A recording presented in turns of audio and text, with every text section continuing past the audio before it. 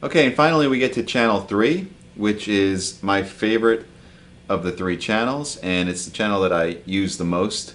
I use it for my main rhythm crunch sound as well as my lead sound. And the beautiful thing about the Mark V is that it does have the Mark IIc Plus sounds in there and the Mark IV sounds. I'm going to show it to you in the Mark IV mode. And the thing that I love about it is that for rhythm sounds, it's so broad and tight and rich, and it's just this big sea of tone that you just want to dive into. And at the same time, I'm able to get really fat singing lead sounds with plenty of sustain and plenty of gain. So let me show you what I do to get those sounds. Basically, with the Mark V, which is true to the Mark IVs and the Mark IIs if you've ever owned them, in order to get the tightest sound on the low end, what you need to do is turn the bass down a bit. And you can kind of find that point if you chug on a string and turn the bass knob. You can hear where it starts to flub, as I like to call it. It flubs out the low end. So get that to where it sounds tight.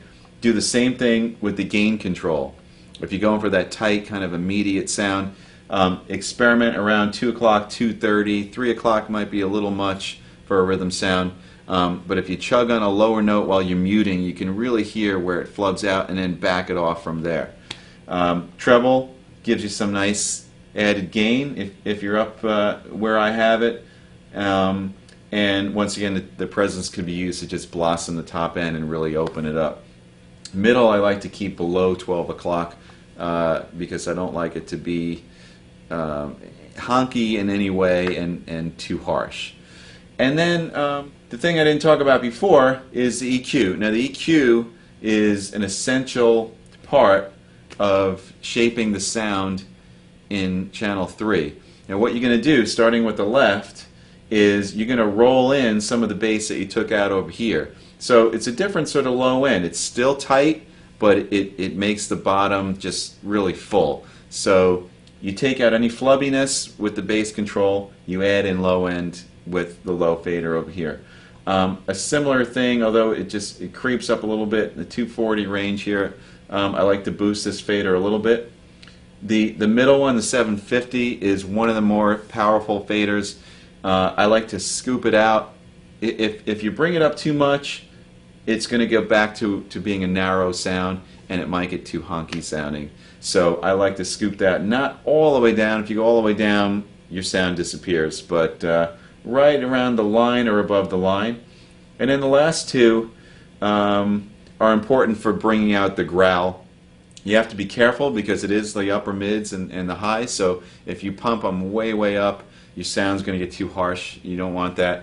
But the 2200 fader is really good for bringing out just some of that upper mid distortion and gain. It really makes the guitar sit really well in a mix and when you're playing live with the band.